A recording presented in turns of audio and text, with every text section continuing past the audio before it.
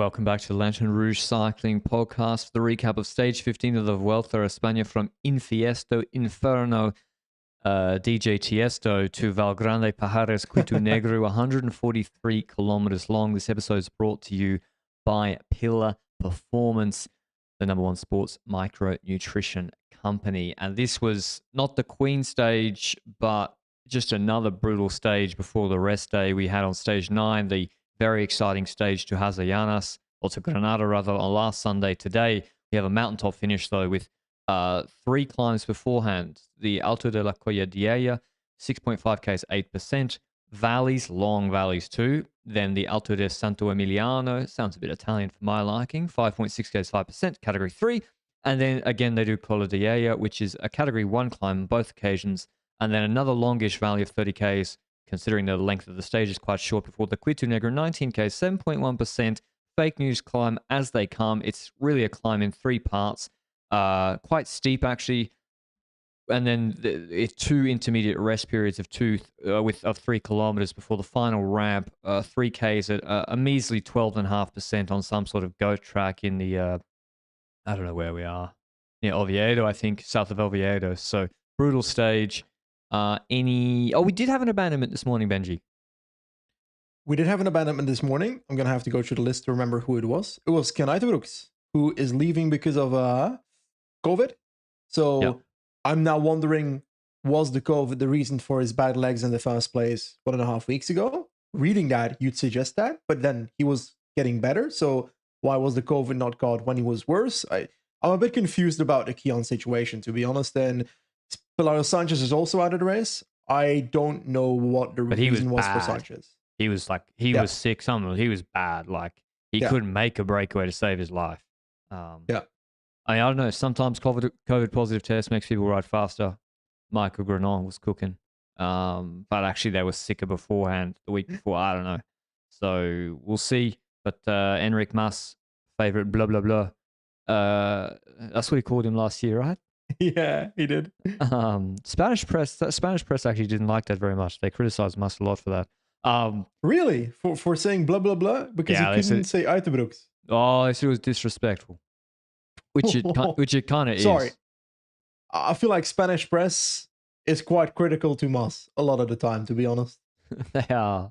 They cook him. Like the poor bastard. Like he's their best GC rider and they just cook him. Like he's been turned up to the Vuelta podium for 6 years and he does anything wrong. But anyway, I only remember that this morning because Mas features heavily on this stage. But the breakaway formation was, I thought, settled. So here's the situation for KOM for starters. There's many things happening in the race. We have KOM 10 points on top of the Cat 1s. 4 points. I don't know what a Cat 3 is. I haven't looked at the KOM rules for the Vuelta. Let's just say less points. And then obviously the HC climb at the finish, 20 points, Especial. And it's a big 20 points. If you can get them for free in the break, it's a battle, I thought, between Vine and Van Aert. And Vine gets in a breakaway, door shuts, DSM bridge, pull across. Van Aert was asleep. There was a right-hander over a highway overpass into a little kicker on a highway. Pool snap closes this break, which is a very strong break with, who was in it, Benji? It was like Vine plus a bunch of strong rouleurs. Yeah, exactly. We've got Asgreen, Riley Sheehan, Castrillo was already in the breakaway from the start, Jay Vine, Marco Frigo, Gregard, Izaguirre. I wasn't sure about Izaguirre. Maybe Champion was in it first, but then Izaguirre popped up at the front, so I wasn't sure whether he was in the early breakaway or not, but we'll pretend it was Izaguirre for my notes facts here. Anyway, DSM wasn't happy with that. Max Poole was not in it, so they let him bridge towards the front. Poole actually succeeded in bridging. This is all still happening before we get to the first climb of the day. Van Aert tries to as well get separation, but has a lot of trouble getting separation today is what I felt like when it comes to Wout van Aert. And he didn't make it across. Mankies then tries to make it across on the flat before the first climb. He gets stuck in a bit of a chasse-patate, and I kind of lost track of where he was at any point, but he didn't get to the front. So that's the most important part. And when this is happening, the situation before the first climb, that breakaway's up ahead. Red Bull Bora is blocking the road in the peloton, and the gap grows to 1 minute, 55 seconds roughly. I'm okay. Yeah, this breakaway is gonna be the breakaway of the day, and no GC guys. I'm not sure Bora will. Yeah, I'm not sure Bora will ride after it because there's no necessary need to keep it at 5 minutes. So, hey, this break looks like it's going to make it with J Vine in it, who on paper, together with Castrillo, are the two best climbers in that breakaway. And that's all she wrote, right?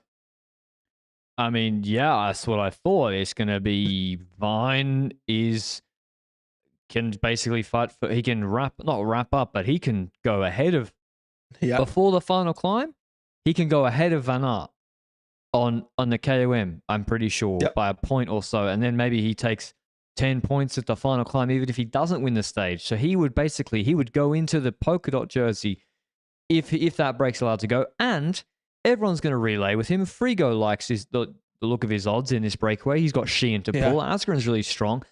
The only person that can beat him in there is Castrillo. So he's got what? Maybe on present shape, maybe a 30% chance to win the stage. It's looking good. All of a sudden, Soler and Woods launch on this Category 1 climb. And the only explanation for it is, Benji, that Soler wants to go for KOM as well. Otherwise, why would he do this? Either it's Soler wanting to go in the breakaway for the KOM points himself, or there's a secondary ploy going on, and we get to see maybe something into that later. We see Soler Woods launching at the foot of the Alto de Coladiela, the first climb of the day. Rafferty tries to bridge, but then Cepeda closes Rafferty. So EF had a bit of infighting accidentally as well. And then we see a move from the peloton where Yates is suddenly with Soler. So Yates must have bridged towards Soler in a smaller group. And Martinez is marking Yates, and Cataneo is marking Martinez and Yates, and the Decathlon's in the background trying to get this group back. To me, it's either of two options. Either one, Soler wants to get KOM points by himself, but that would be stupid because Vine's in the breakaway trying to get KOM points, so that'd be in-house fighting for UAE. So if I want to give them the benefit of the doubt, then the other option is that they send Soler forward for Yates to bridge to then get Yates in the breakaway. But I'm having to stretch my mind a lot to figure out what UAE was figuring out here. Or they think Vine can't beat Castrillo in the breakaway? Oh, come on. There's no way that that's the case. Good. Castillo's very good rider, but you got to trust Vine a little bit as well, eh? Yeah. So I was kind of surprised to see that, to be honest. Especially because the breakaway had formed. It was a minute. It was gone. Bora had put a block on it. If at this point UAE doesn't decide to bridge, in my opinion, this breakaway rides off and they're fighting for the victory at the end of the stage. 15 minutes. Vine, they all roll through. And it would have had a good chance to win. And it ends up turning into chaos. Now, basically, on this first Category 1 climb, it becomes so hard because it's 3Ks at 10%, and because Yates is bridging across to Soler, and then the Bora guys are not closing it, they're jumping in with them, which doesn't really mean anything because it's not Lipovitz. Martinez on 55 minutes on GC. I think he kind of forgot that because, he's in this breakaway. Sivakov goes across. Roglic is like, no. Other GC guys are there, but because UAE have got two guys fringe top 10, Yates and Sivakov, and they're both attacking, they can't mark all of them. I was thinking, I don't know where Felix Gall is. This is his moment for Decathlon to flip the script because putting Vlasov and Martinez in the breakaway doesn't, it's a representation fallacy because they're not in GC. Two things. On one end, yes, it's a representation fallacy of we are in there, but technically Vlasov is not dangerous to Sivakov if this group gets 20 minutes. Then Sivakov takes red and Vlasov, but another team likely won't have that happen. But on the other end, it is useful as defensive satellite riders, though. If you're betting on another team starting to control behind, then don't mind those two riders being up ahead. Yeah, if it's Aliotti, I more agree. If it's a guy who might not make it over the second Cat 1, if it kicks off, but these are their two best climbers outside of Lipovitz, I don't know. Especially as then Martinez, when Sivakov gets across the break, Soler does a huge pull for Sivakov, which I was like, man, UAE are doing a lot here for Sivakov's top 10 fringe GC. I at least thought. Yep. Soler pulling all out, Vine pulling all out. I was like, and it's a bit Guillaume Martin-ish. Especially because at that same moment in the peloton, we saw another team step up. T-Rex Quickstep came to the front in the peloton with a massive full train riding all... People on podcast players just heard a very Sorry, weird I just sound, did a but T-Rex you gotta see it impression. to believe it. Your T-Rex impression was goddamn awful. Well, It's more actually, like rawr. no. I went to London Natural History Museum in London, my favorite museum in the world. They, I don't know, they have a big T-Rex. Where's that? In London. I didn't fucking know that. I just saw Night at the Museum, so. Not at the museum. That's in New York, no? How am I supposed to know? I just watch a movie. I see a good actor. I say, yeah. Dude, Night at the Museum is a cracked film. That is one of the best movies ever. Ben Stiller, oh. Rami Malek playing that pharaoh, dude.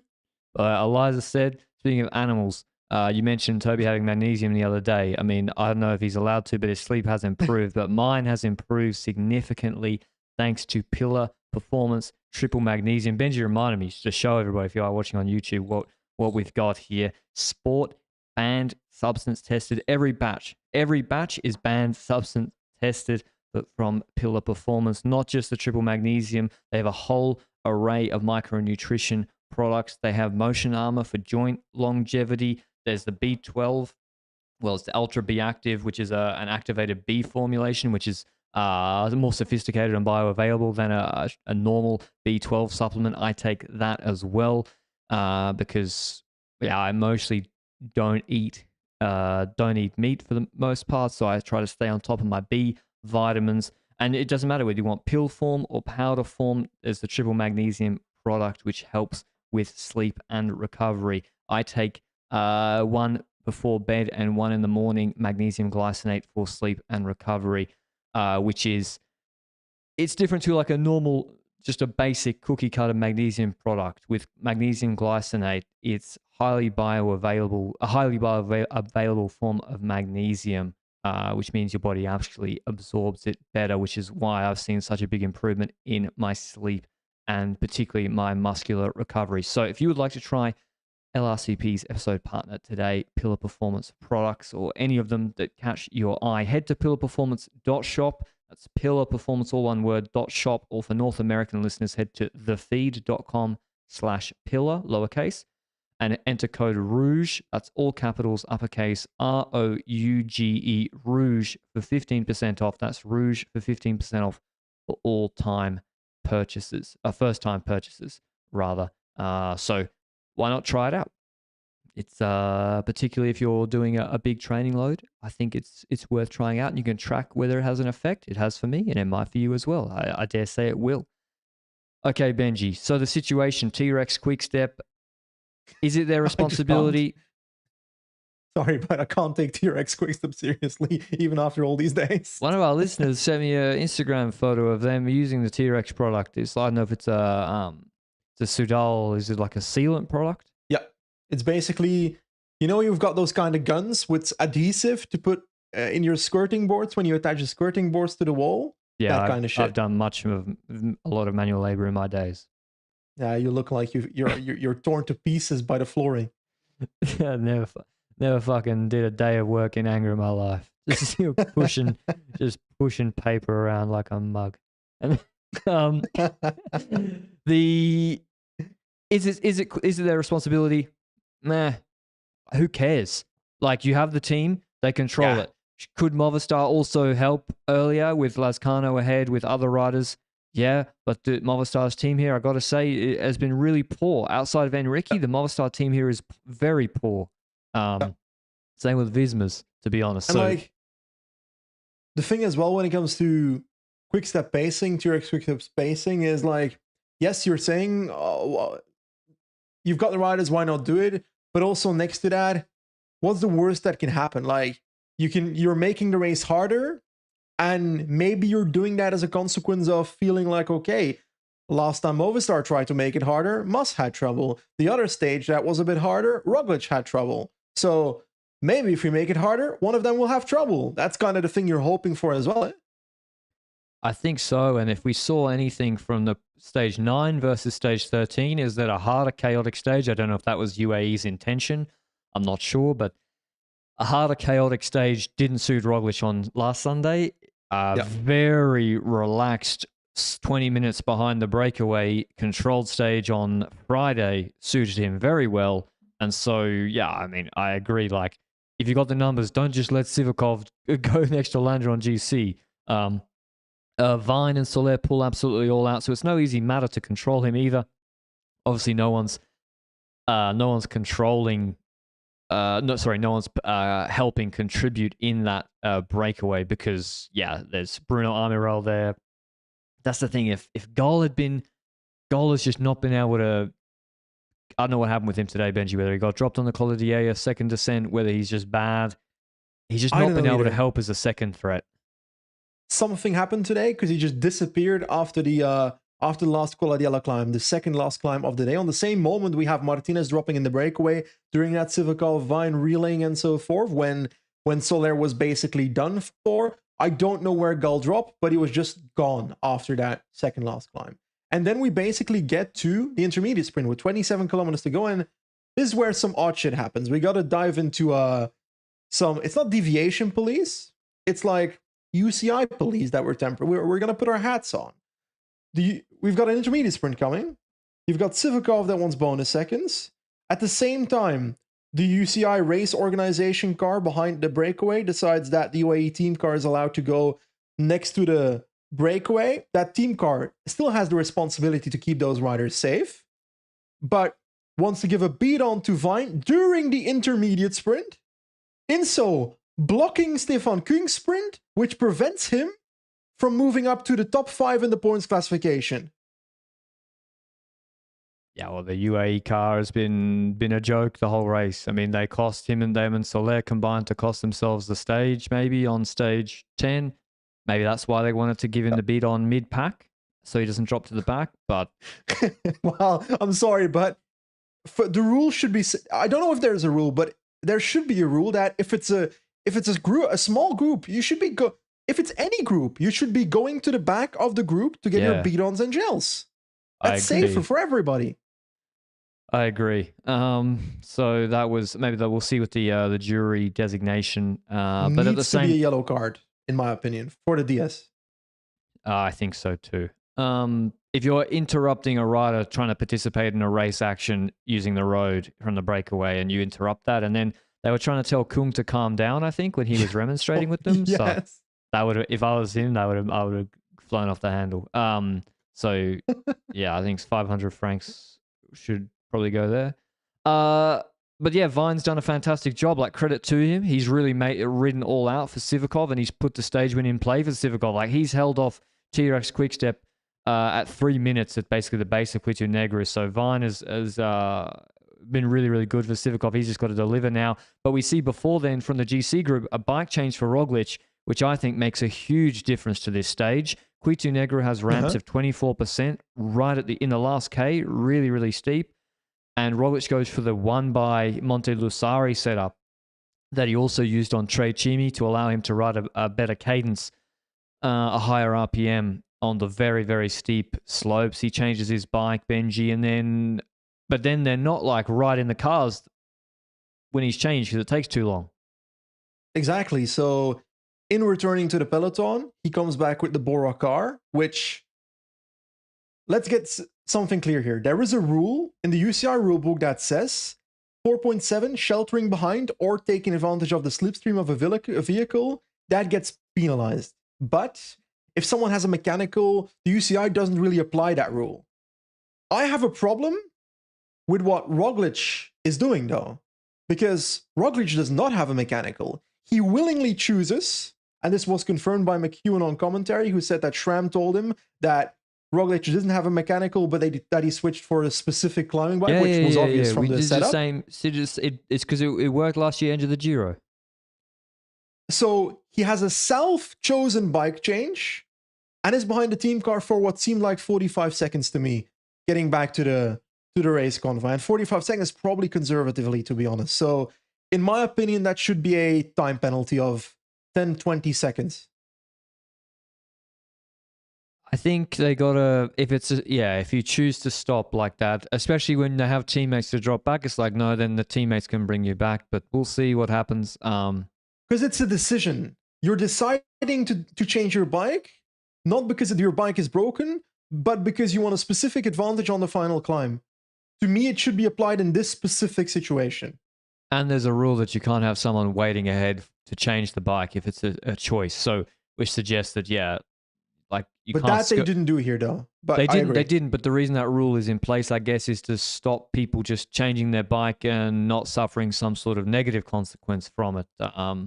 But still, you got to credit. I don't know whether they didn't do it for all their riders. They didn't do it with Vlasov. They couldn't because he was in the breakaway. But but they could have in the middle of the intermediate sprint. I don't know if it was Roglic's idea because it worked last year in the Giro. I don't know if it was Red Bull. Doesn't matter. They got it right. They got it right, and all the other GC contenders and teams did not get it right. I don't think. Is that like, what does that say that other teams didn't do it? Did those riders start on a specific setup, or did they feel like the average climbing setup would work on the last climb, or do some brands have restrictions so that certain teams can't change to such a setup? Is Red Bull on Shimano? Red Bull is on SRAM, no? No. Am I drunk? They're on SRAM. Yeah, I think so. So it's easier with SRAM. SRAM told McEwen that Roglic would have a special bike on the last climb. Oh, I swear they're on. Okay, they're on SRAM. But yeah, SRAM is a lot. It's a lot easier to get wider gearing, and the one by to have a huge with their rear derailleurs. I don't understand this shit, but yeah, you basically like it's way easier to have bigger gearing on SRAM, I think, than Shimano. But I think Shimano's trying to change it, so maybe they couldn't. But like, they better. They're behind right now, in my opinion. Boost didn't change, Mast didn't change, Movistar on SRAM, Movistar on SRAM. I'm pretty sure, and Bok didn't change, Carapaz. So I think they just think, just grind it out. I don't think they really. Because like Red Bull can probably see the data of Roglic's performance of the power he could put out on Lusari doing a reasonable cadence versus not. Yeah. So I think it is very, very important on these steep ramps. So anyway, we see the breakaway. Everyone's dropped. Vine pulls off. Sivakov goes clear. He's pulling. We get to the main Cuitu Negru. It's 15 Ks of climbing, let's say, on a highway with some flat bits, and then 3 Ks absolute ramp busting Humanis goat path. On the 15 Ks is Sivakov just pulling all out. Vlasov was in his wheel the whole time. Castrillo's there. No one's paying Castrillo any attention. I wasn't, at least at this point. I thought the stage win is between Sivakov and Vlasov, which also would be very, very funny and entertaining, considering their beef so far this Vuelta. But we got to keep in mind, what are the goals of each rider here? Sivakov's there for GC, and Vlasov is there for potentially stage, but potentially waiting on Roglic on the climb if needed. Or did you never think he would end up waiting in the first place? Nah, Vlasov was there for the stage the whole time. 100%. And I think Sivakov also was going for the stage. Well, then why wouldn't he flick Castrillo through? But then Castrillo wouldn't pull. Yeah. Okay. For me, Sivakov just kept riding and GC in mind. And then hoped, because Sivakov has been the better climber of all three of them in this Vuelta. That's why he's been stayed close in GC. Vlasov, I think, Benji, he was just there as an anchor on Sivakov. But before we dive into that final climb, what has the Sivakov-Vlasov beef been so far? We had the stage where Sivakov was ahead and Vlasov closed him. Then the next day on Cycling Podcast, Sivakov did an interview where he said that was apparently a personal thing that Vlasov closed him. Since then, have we noticed anything? Today in the breakaway, maybe? I feel like there was a moment when Martinez was kind of trying to attack while UAE was basically in the middle of the stage, very random, because he probably was like, I want to get rid of Sivakov here, and then Vlasov and Sivakov were talking to each other. I feel like something was going on there. Martinez attacked thinking people would react, and I was like, brother, you're on 55 minutes on GC. Like, they don't care. I was like, what are you doing? I don't know. They've been following each other around. And I think, but tactically for Bora, they can have Vlasov ahead. It's also a stage win. We can't turn down Grand Tour stage wins or pretend like they don't mean anything. To me, it kind of feels like Vlasov is living rent-free in Sivakov's head right now. Yeah, I think Vlasov actually, like, he has been one of the best teammates in cycling this year. I really think that. So, like in Paris, he was unbelievable. Dauphiné, he was unbelievable. So, he has really, exceeded my expectations. But yeah, I think Sivakov maybe thought it was personal when it was just bike racing a fair few times. Like, you can't be like, I'm just going in the breakaway to conveniently move up to 5th on GC and then get mad that people close you. It's like, well, yeah, like that's bike racing. Anyway, it seemed like a lot of effort on UAE's part to do that, although the stage win's still in play. T-Rex Quickstep pull all out with Catania. He takes it from 3 minutes to 150. He's pulling very, very hard. But before we get to the steep ramps, actually, Sivakov and Co have gone over the top of there. Castillo and Vlasov have hung on just before they turn onto there's a bit of recovery before the Cuitu Negru. Landa attacks. He attacks early on the 12% kilometer on the highway. Landismo sours Rex attacks. And I was like, Landismo. I was like, dude, okay, he's going to drop everyone. And Ben followed. Ben followed. I was like, no, Ben, please. Roglic didn't react. He didn't react to Landa because Roglic knows, like, I'm not going to spend a bullet where I don't have to on Landa. Mas will close him. Carapaz will close him. Kuss will close him. Lipovitz can close him for me. We've got a rest period. Where's Landa going to go? There's 2Ks of literal flat after this. Where's he going to go? So Roglic just does his best to do nothing, which I think was smart. Yeah, I think so as well. And to be honest, when that situation happened, Rodriguez, Yates, and Dunbar, Adam Yates, that is obviously, because the other one's not in the race. Well, they dropped when that move happened, but then we've got a bit of a descent just after the steep segment with about 4.7, 4.6K to go, where Lipovitz tries to attack, Carapaz closes that, and the tempo slows down a little bit. Then Rodriguez, Yates, Dunbar come back, and Lipovitz starts pacing. And this is where it starts getting ramped up in the peloton, slowly ramping up, and we start hitting the steep sections. We're now entering the last 3 kilometers, the very steep segments. And I feel like we first have to talk about the breakaway, and after that we jump back to the peloton. Yes. Because in the breakaway, we've got all 3 basically together. Castrillo's been looking like he's been perishing for the last half climb. I was like, okay, this guy is on his deathbed, genuinely. And what happens then with 2.6K to go? I gotta say, when Pablo Castillo, he attacks at the base of the steep part of Cuitu Negru when they turn in. Like, he does a 20-second max effort. What sound was he making when was it like stage 20? Was it Latour? No, Champoussin? Mama! He basically just goes all out, and let's everyone put their hand up and be honest with it if you watch the stage live. I'll be honest. I thought, you dumb motherfucker. That's the... What are you doing? That is the stupidest thing I ever seen, to do a 20-second maximum effort for a 3 kilometer, 15% wall. That's what I thought. And literally that's what everyone probably thought too, because we still underrated him after winning the other day. And Sivakov looks to Vlasov to respond. Vlasov remains glued to his wheel. Vlasov doesn't respond. And basically we have Sivakov then pacing behind Castillo at the same distance, maybe even more. It goes to 15 17 seconds, then holds there. And then Sivakov basically just holds that stable the whole way up the climb. And then the fog starts coming in. But then we realize, like, well, if Sivakov hasn't brought him back on 1 mile at 15% straight, he can't be climbing that much better than him. And it's still 15, 17 seconds. And then out of the fog comes Alexander Vlasov, attacks across to Castillo, and we think this is how the stage is supposed to play out. We've had Vlasov sitting on, Sivakov's done all the work. Vlasov's a better climber than Castillo, at least in our estimation. He's getting across so quickly, maybe too quickly, across to Castillo. And I think that was the case. Also, Vlasov, compare his cadence to Roglic's cadence going on these steep climbs. He gets across to Castillo, but he's gassed. He's so gassed. They get to a short descent then. Castillo recovers. And then, because I expected when Vlasov came past him, Benji, or next to him, I thought Vlasov was just going to ride past him on the steep bit, but that's not what happened.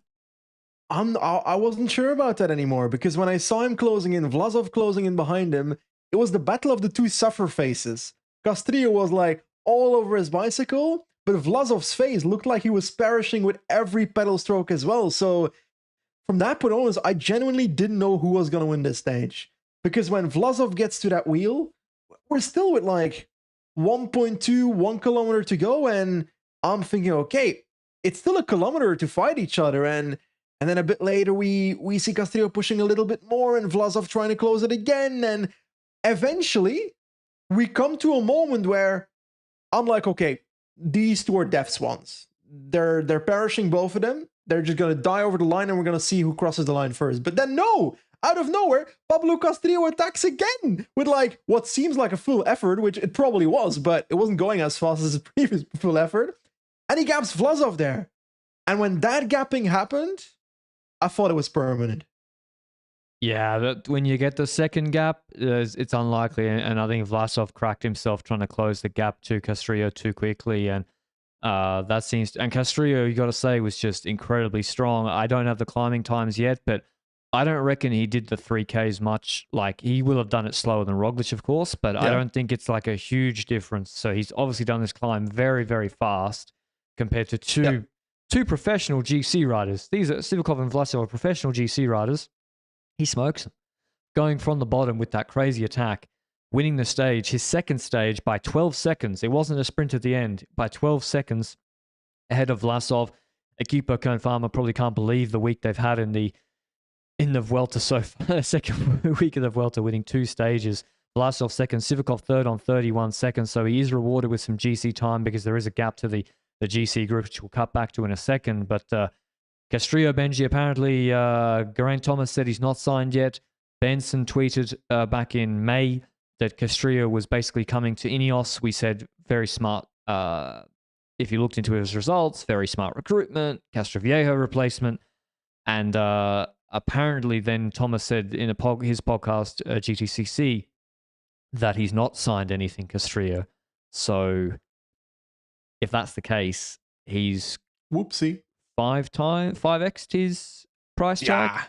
But then apparently the Spanish press, his mum says he has signed. So Castillo's he's the hottest property now.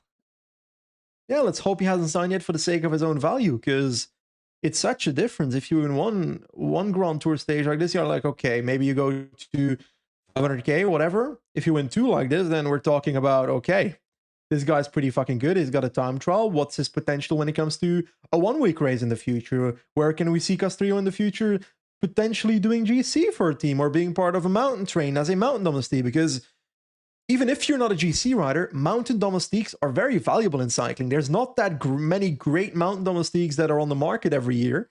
And they're usually 700k to 800k. How many teammates did Koos have at the base of the 18Ks of Cuitu Negru? I'm saying at the base. 0. Mate. How many teammates? Probably. How many teammates did Ben O'Connor have? 0. 0. How many teammates did Enric Mas have? Maybe 1. I think 1 for Ben O'Connor. There was 1 at the back of the group. Right. But not Gall. Mas, 0. So like people say, oh, Kelderman, he doesn't win. Okay, but Kelderman like would be there. Like, professional mountain domestiques make a big difference. Catania ripped this stage. He's so good. Catania came 12th in the Tour on 2021 on GC. I forgot that. Yeah. What the hell? He also won Baby Giro 13 years ago. Cool story, bro. Fun fact. Yeah, put that in your CV when you're like 35 trying to get your next contract. Be like, yeah, did you know? Baby Giro. Back to the GC group, though, which we are talking about. But yeah, Pablo Castillo, hats off to him. It was fantastic to watch. Equipo Confirma, their guy beat the 2 super teams. But back in the GC group, it's all Lipovic's pace is on the flat. He controls it well. And Lipovic's monster ride from him today, like he really shows what he can do as a pure mountain domestique. And he launches from the bottom of the steep part of Cuitu Negru. Nobody reacts. Mas, Carapaz, Koos, they're like, we have seen this script before. Bora doing the lead out. This is 3Ks. No, thank you. We're going to do our own pace, and we're going to fight amongst ourselves for the podium. One man does try to react, Benji. Ben O'Connor. Again, how much time do you think O'Connor's cost himself cumulatively since stage 6 by not doing his pace? Very conservatively, 45 seconds, in my opinion. I reckon, 45 to a minute. Yeah, I think so too. Because, like, he's not trying tracking. to follow... yeah, he's not completely blowing up, but relative to other riders, he starts off by going in the red immediately, while the others do their own tempo that they know they can sustain until the finish line, and that outweighs almost blowing up at the start every single time. Like Ben O'Connor here, 6 riders pass him after this moment, if not more actually. Like, I'm sorry, but you're overextending, and 6. maybe that's just his style. Maybe that's something that I should appreciate about him. But it's hard not to look past the missed opportunities if he wouldn't do that. Even for podium, even for the win. Like, and you see, like, Koos has done it. He's also a victim of doing this. He did this on Ancares, cracked himself. Finally today, he did his pace and he got a much better result, I think, which is more representative of his level. And yeah, I just think it's because, as you say, Benji, now if it's 6% or 7%, you can do this because Roglic's threshold, we all know his threshold is higher than O'Connor's. How much we don't know, maybe 0.3 watts per kilo, maybe 0.4 watts per kilo. On 6%, the draft benefit negates that, and so they're both doing, let's say, roughly the same effort. On 12%, when Roglic begins to get the lead out from Lipovic, normally, at least we saw on Ancares, and on the other days, he's riding at his threshold. You're getting no draft benefit on 20%. You're riding, as you say, Benji, 20 watts above your threshold. You then just have to slow down more than if you just ridden like Almeida or Enric Mas. Like Enric today, like when Enric on Ancares, I mean, you can't criticize Mas on Ancares because he's trying to win the race and he has to follow Roglic to do that because he's not got time to play with. But yeah, O'Connor, but he hangs on well. Roglic, Benji, it looks like he might even go to win the stage. It looks like he was going to end the Vuelta today. Like really, really end it.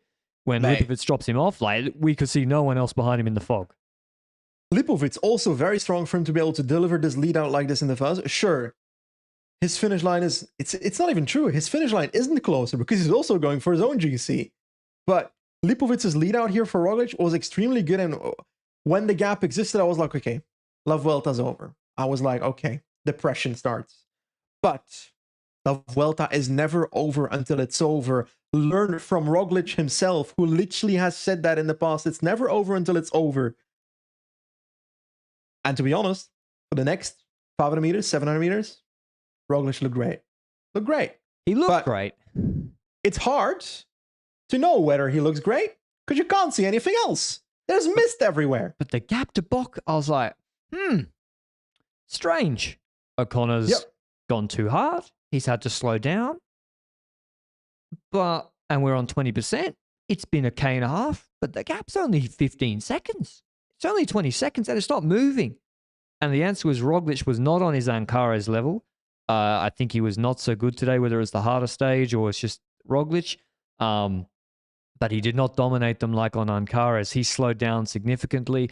Enric Mas comes out of the fog, drops everybody else in the GC sort of top 10 and comes across to Roglic. And I was thinking, Enric, come on, this is your moment, buddy. Like, I know on Ancares you got burnt. On Granada, when Roglic attacked and slowed, you took a minute on the climb at least. I was like, Enric, this is your moment. But Roglic holds on to Enric. It levels off for a bit. And then on the last K, Mas drops Roglic. He's looking back, drops Roglic. And I was thinking, he's going to take 20 seconds here. I tell you, Benji, the gearing, if you're having to not recover, but like if you're not on your best day, the gearing for Roglic, I think, makes a huge difference. Because Mas goes clear of him. And then, because he probably has to ride faster to get up the climb with his gearing.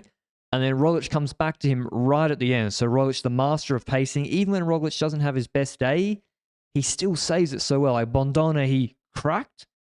That was 20 seconds in the Giro. You know, on a really shit day, he lost 20 seconds. So what? So in the end, no harm for Roglic. Mas leads over the GC boys, 104 with Roglic in his wheel.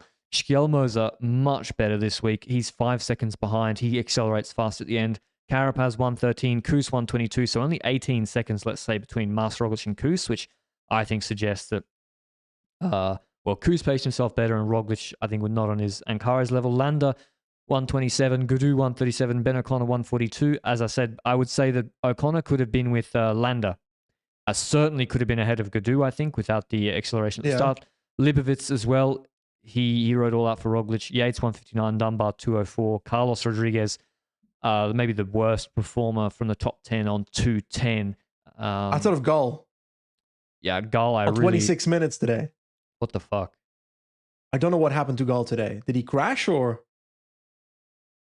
did he have a mechanical in the legs or the lungs? Very annoying because during break formation, I was like, this is the time for Felix Gall, top 3 climber in this race, to ascend into the breakaway and beat everybody. But I think I put the mocker on him. So that's he's out of GC.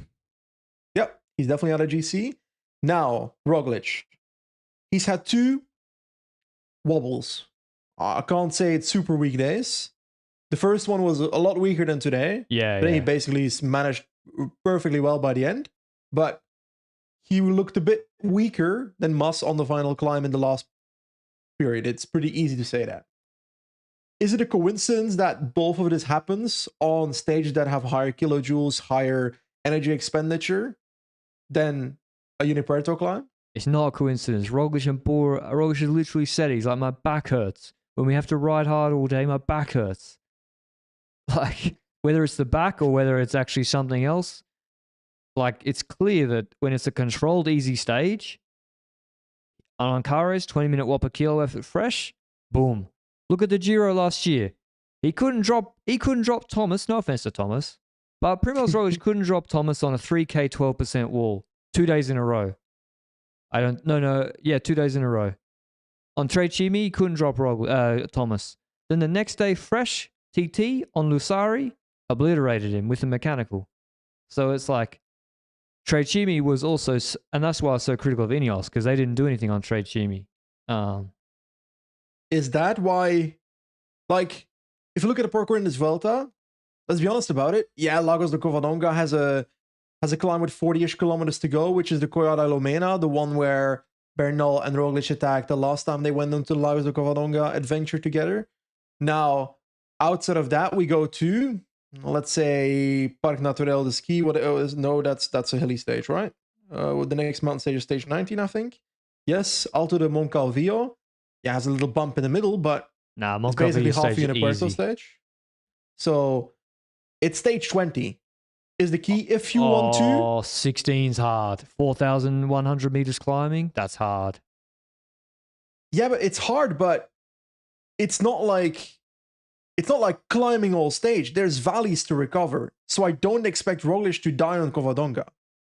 Yeah, but the first cat one, it's steep climbing too, you know, like it's got 3Ks, 10%. Your main has got 4Ks, 5Ks, 10%. It's like you can make it the stage really hard. I agree though, the valleys are not ideal for him to recover and rest, but if I'm stage 20 has 5,000 altitude meters. Yeah, that stage is a madness.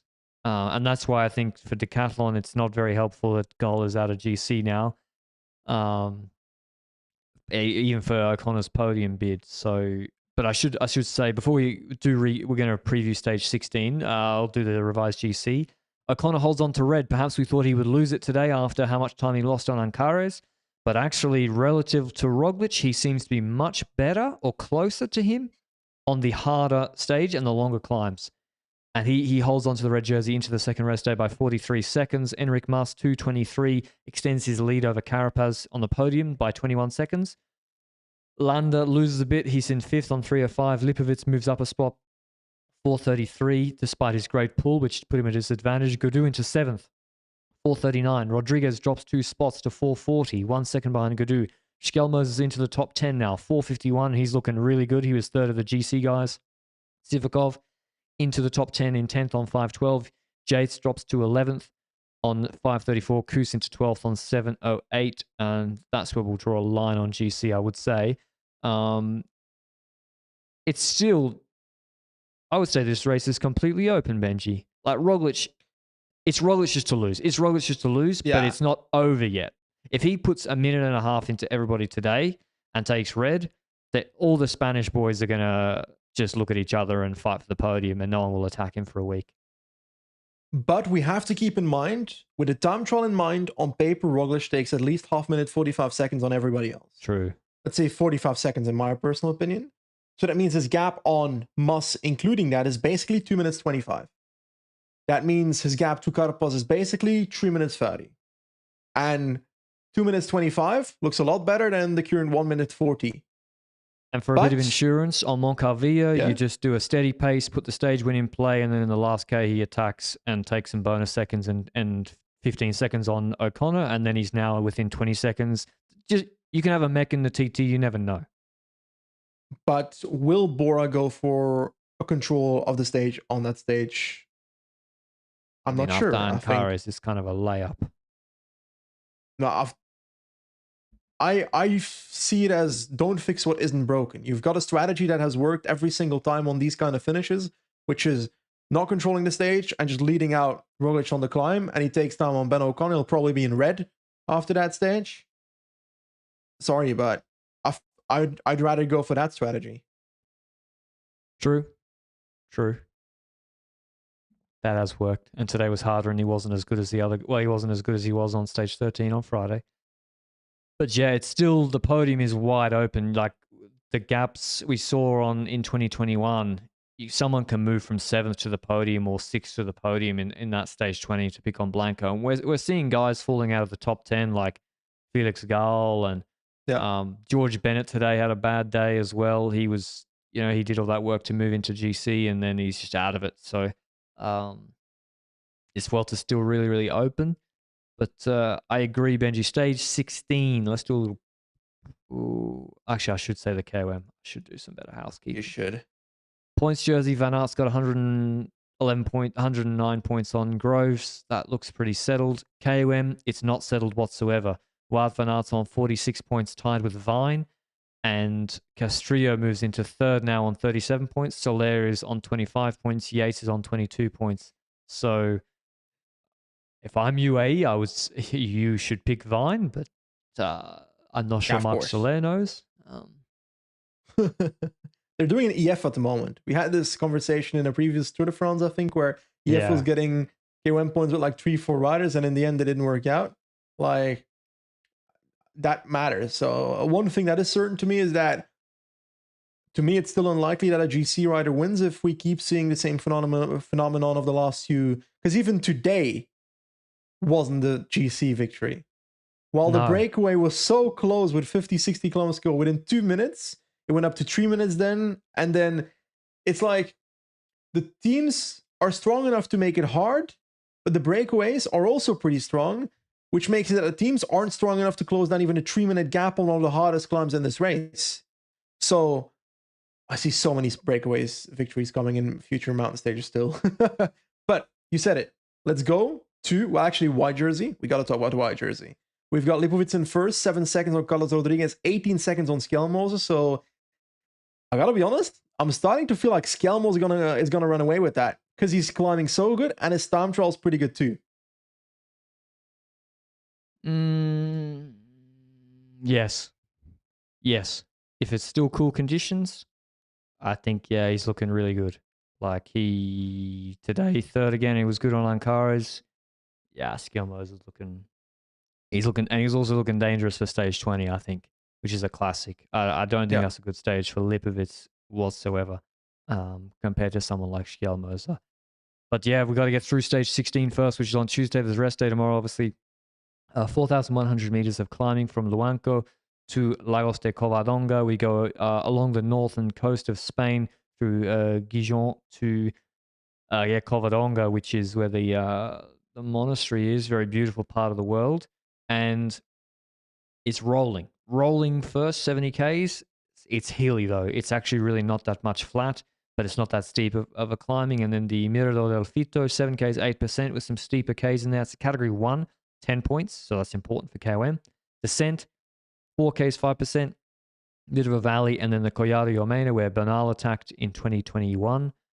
7.5 Ks, 9.4%. That's very, very hard. That's really hard. Primoz Roglic is 20 seconds lower in GC on the results page of the Tissot, which means he got a 20-second penalty for drafting the car today. So he did get the penalty. Yeah. I think it's fair enough. Yeah. So that then cancels out the benefit from the gearing that I wax lyrical about. Yeah. That he he gets, maybe it helped him 20 seconds. So where does that? Well, that actually makes a big difference, no?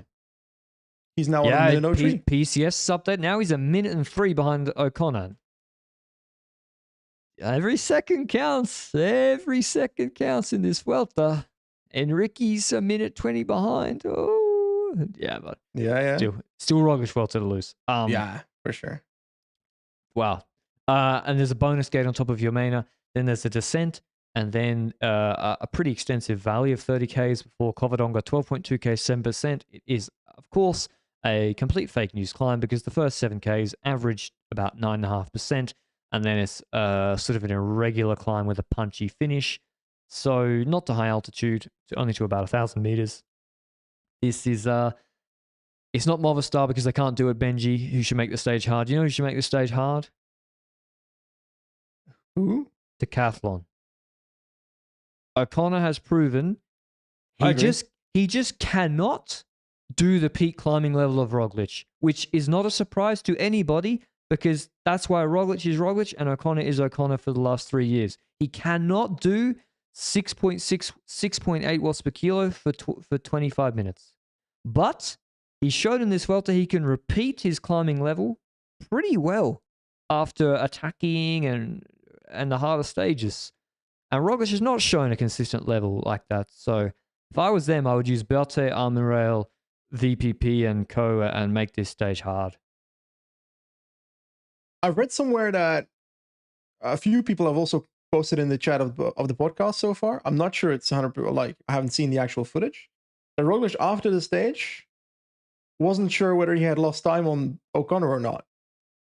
Yeah, which sounds like it can't have been a serious interview. I think he's just gassed, and maybe he meant like I don't know how much. I think he might have meant like I thought I was going to go into the red jersey and I lost going into the red jersey. Like I think he's just I don't think he actually thought O'Connor was ahead of him. Yeah. Anyway, back to our predictions for this stage. Honestly, I like this stage. I liked it back in the day. I'm not sure we're gonna see that same spectacle though. I don't see a GC rider attacking on the second last climb, then soloing to the last climb with Roglic again. But I'd love to see something like that in front of me. I think we're looking at maybe a team tries to make it a bit harder, and we've got a bit of a Roglic lead out by Bora on the final climb and breakaway victory again, in my opinion. I think Max Poole. It looks good for DSM got to get that. DSM will be so annoyed with UAE, I think. Like Max Poole got across the breakaway with Vine and then UAE chased it down. Vine, watch out for the Vine Soler Van Aert battle to get in the breakaway for the KOM points because of course there's 20 points available before the 20 points on top of Covadonga. So that's going to be an interesting battle. And this is a really, really decisive stage in this Vuelta where you might expect bigger gaps, in fact, than on Moncalvillo. And then we actually have, 2 easy-ish days after, as easy as they can be in this Vuelta. So really, really interesting stage. I'm going to go for the victory with Max Poole. Max Poole. Also. Did you go for Poole? Oh, fuck. Actually, you can take him. I'll go for a third victory of Castrillo. Yeah, look, he's the this people's is a good champ. climb for Castrillo. Agree. I mean, what isn't a good climb for Castrillo? He won on a highway 4% climb, and now he won on a 3K 15% climb. All climbs are good for Castrillo, it seems. And when he's dead, he's just reborn again. So O'Connor keep the red jersey after this? Yeah. 103 should be able to do it. Yeah, especially with 103. He's going to hold on pretty much quite a bit longer than I expected, to be honest. It's going to be an interesting final week, man. I'm excited. Maybe in Moncalvillo, it's going to be really close. Yeah, Moncalvillo is tough for him. That's the best stage for Roglic that's left. That's a really good finish for Roglic. So it's 25 minutes watt per kilo test as fresh as you can get. So Anyway, that really interesting stage, and I can't wait to see the third week of this Vuelta where can Roglic take the time, etc., etc. Back in Renewy Tour, that also wrapped up today. Tim Wellens won GC and Arnaud Delis won the final stage. But Wellens won GC by 40 seconds over Alex Segard, who started the day for Lotto Destiny in the leader's jersey, about 16 seconds ahead of Wellens. Per-Strand Hagenes came third on 42 seconds. I will say, Delis, the way he rode this stage, yeah, if I was Alex Segard, I wouldn't be lining up to ride a breakaway down for Arnaud Delis in a one-day race next year. But yeah, that's all I'll say. I think Delis rode pretty selfishly, to be honest. It's like, I have a lot of things to say about Delis in this stage. From, if I go over the entire list, from bridging gaps that we're going to close anyway. We see this a lot. I think we've seen Pedersen do this as well in the past, where you see the peloton is getting closer to a group and you know that group is going to get caught, but for some reason someone decides to, I'm going to jump to that group. That's what the lead did a few times, definitely once in today's stage. Then next to that, he was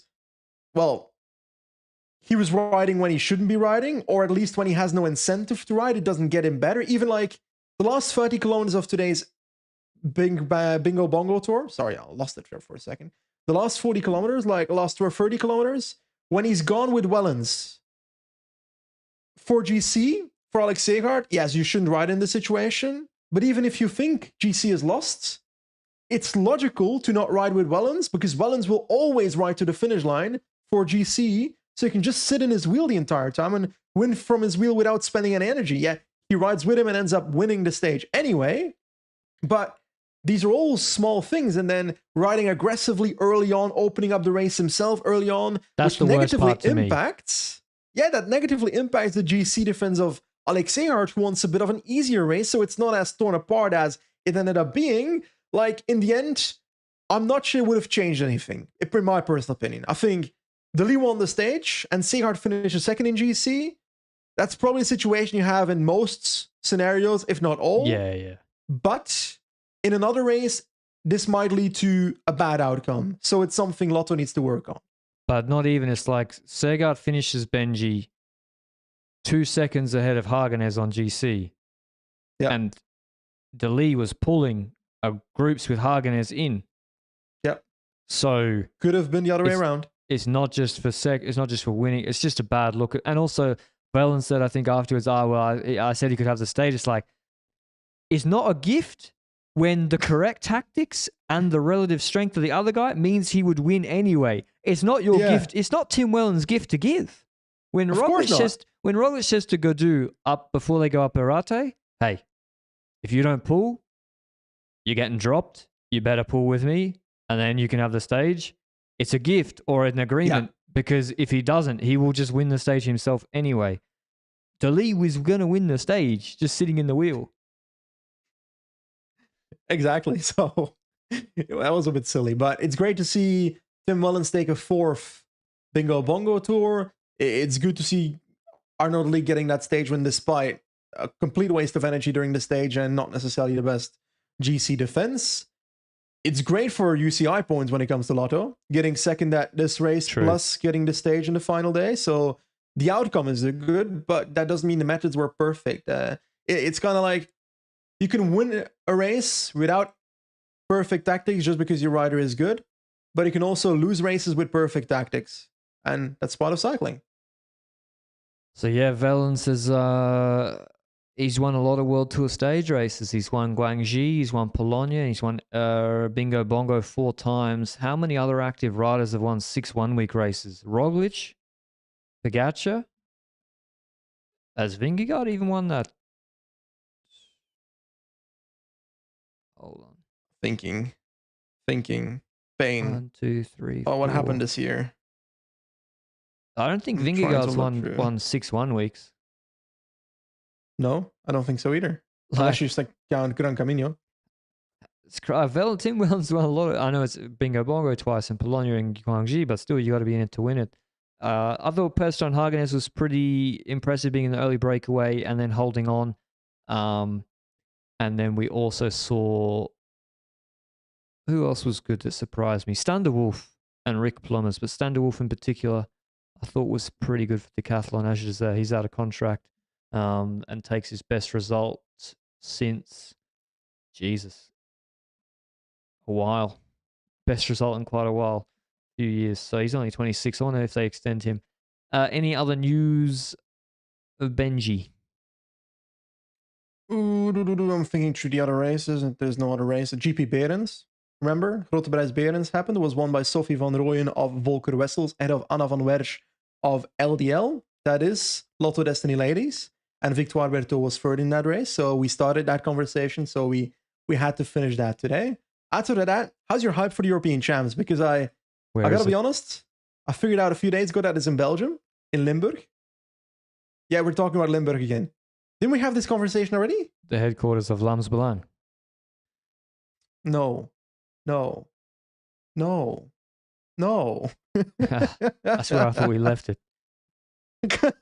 All I know is Ronde van Limburg is Healy, and Van der Poel was good at it. 8 years ago. The European Champs parcours is quite hilly, but like versatile sprinter could maybe get over it. I don't know. I haven't looked at it properly because I'll be honest, with Olympics, with World Championships, with Vuelta, Tour de France, Flamme, Giro, etc., my hype for the European Champs is absolutely zero. When have we ever been hyped for the European Champs? It's a the gimmick one with event. Colbrelli and Remco. It's like, oh, we're going to get hyped for Oceania Continental Championships, which is on my old training loop around the back of Moggle in May, which was won by a gate. No. Outside of that, Lombardia didn't announce their parkour, but apparently Civilio might not be in it, which means we might just have 3 loops of San Fermo de Battaglia, which might make it a puncher race. So let's see how that goes. Not officially confirmed. Yeah. I think that means that Van der Poel or Van Aert should do it. If Van Aert wants to get even the podium Lombardia, you're never going to get a better chance than this. So we could see some different guys doing Lombardia and doing well at it. Also, I should mention, speaking of Van der Poel, he abandoned Renewy Tour this morning because he had knee pain from hitting his knee with the handlebars. A lot of riders hit their knee with the handlebars, it seems. And but also, he had 6 bikes stolen by a group of thieves. I think they were like his like World Championships bikes. They were stolen. So he's had a rough couple of days, or not a great couple of days, which sucks. But we'll see him. Where will we see Van der Poel next? At the European Champs, I guess. Worlds is too hard for him, right? Maybe the Super 8 Classic or something. I'm gonna look it up. If he's on that list, then I'm cooking today. Not physically. Nah, he's doing Tour Luxembourg. Fuck, it's Philipsen. Philipsen was in Group 2 a long time today. He's actually a very good chance at Europeans if it's not so hard. Philipsen's in good shape. They're bringing both Merlier and Philipsen to the European Champs. Is Van Aert doing Merlier said that... What, sorry? Is Van Aert doing it? Yes, Van Aert is also doing it. Remco is not going. So I think you put Van Aert in the Remco role, no? I think so as well, which makes his chances go up. Wow. Why have Belgium got 9 riders for Europeans and Denmark only get to bring 4? Or is that still the temporary list? That's also possible. I don't know. It was confirmed. And Belgium bring Jordi Meus. Holy shit. Okay. Nice is not being brought to the championships yet, if I recall. I think, I don't know if it was about Europeans or Worlds, that discussion. And Sven van Toornot said 2 things. He said, first of all, I don't remember what he said, to be honest. I think one of the things that he said was that he hasn't done a 250-kilometer race, which I think is a valid argument, actually. It's only 222. But it might have been about the Worlds. I don't know. I don't know which one he was talking about. It must have been Worlds. Well, because Worlds suits him way more than Europeans. The Europeans course is really not very difficult. Yeah. It's really so yeah. Like BTEC Dwarves of Vlaanderen, the old version. Yeah, it looks not too hard. When is that? My own notes? I don't fucking know. It's in 2 weeks. I'm afraid Europeans... Not doing a podcast about that. If you think I'm going to watch European Championships instead of Week 2 NFL Red Zone, you're out of your mind, cycling. Just no chance. What sport is that? Is that hockey? Yes, NFL's hockey. Yes, I'm getting better. Yeah, you're locked in. No, it's American football, Benji. Really? Yeah, NFL and NHL. You had me. I got you. I thought I was like, oh, it's mean to not.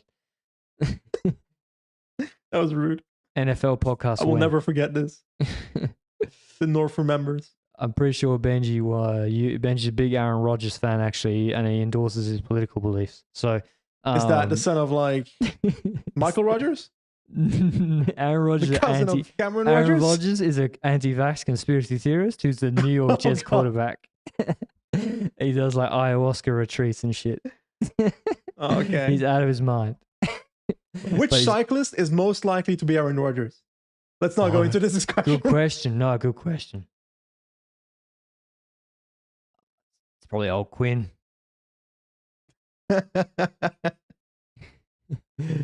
Or Diget. But I feel mean picking Are you on the just Americans. selecting Americans? Well, no, it's because like if you looked at Colbrelli's political activity when he was a rider, you'd be like, Jesus, this makes everybody else look like saints. But because it's not in English, nobody cares. But holy shit, the stuff that guy said was out of control. Yeah. Anyway. For context, do you remember the exact quote that he said? I don't want to say it because I'll misquote it, but he posted something on Facebook about it was really bad. It was really, really bad. Yeah. Anyway. How do we get to Colbrelli? He would have won this European Championship.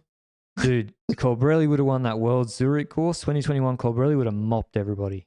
He would have followed Poggi and then won the sprint. Telling you. Yeah. True.